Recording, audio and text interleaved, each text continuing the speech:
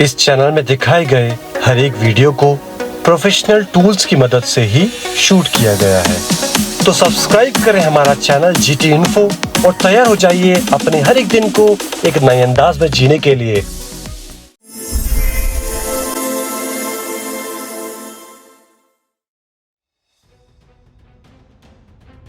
Hi everyone, welcome back to another video. And इस video में हम 3D जर्नी के थ्रू हमारी अर्थ के कुछ बहुत ही इंटरेस्टिंग फैक्ट्स को कवर करने वाले हैं। So I request all of you to watch and enjoy the video. और इसी में इस ग्रह को उसका नीला रंग दिया। यहाँ पर जीवन के प्रथम रूप दिखाई दिए। समुद्र के सबसे गहरे बिंदुओं से जीवन भूमि और सबसे ऊंचे पहाड़ों की ओर चला गया। पृथ्वी की गहराई में इसकी गर्म मेंटल और फिर बाहरी और आंतरिक कोष थे।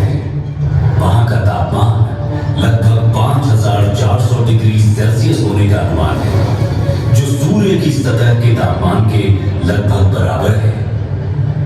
ऐसा माना जाता है कि पृथ्वी का आंतरिक कोर धीरे धीरे बढ़ रहा है, क्योंकि आंतरिक कोर की सीमा पर तरल बाहरी कोर पृथ्वी के आंतरिक भाग के क्रमिक शीतलन के कारण प्रति अरब वर्ष लगभग 100 डिग्री सेल्सियस पर ठंडा और ठोस हो जाता है।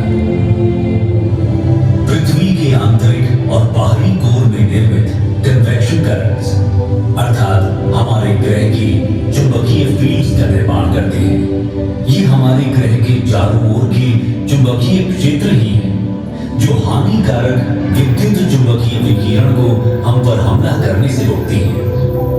कल्पना कीजिए, यदि मात्र एक दिन के लिए भी ये मैग्नेटिक फील्ड्स न होती तो सारा का सारा जीवन नष्ट हो गया होता।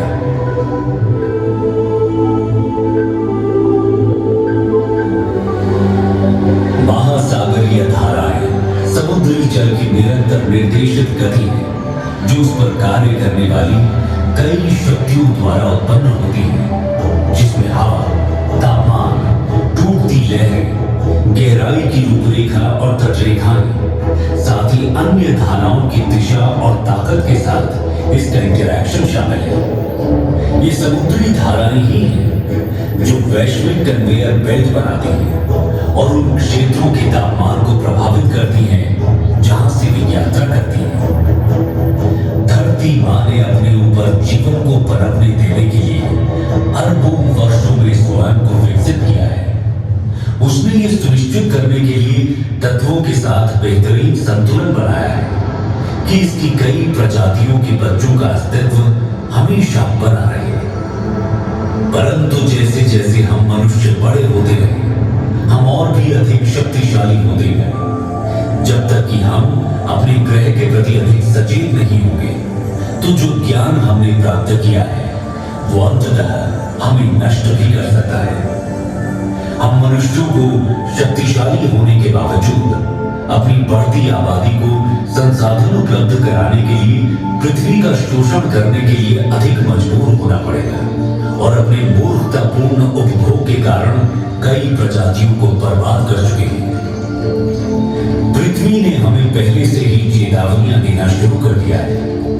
प्रमुख जलवायु परिवर्तन, ध्रुवीय टोपी का पिघलना, जो कि हमारे मीठे या ताजे पानी का सबसे बड़ा भंडार है, न केवल उसके भंडार को बर्बाद करता है बल्कि पृथ्वी की ऊपरी तह को भी विकृत करता है, जिसके फिर दूरगामी परिणाम होते हैं।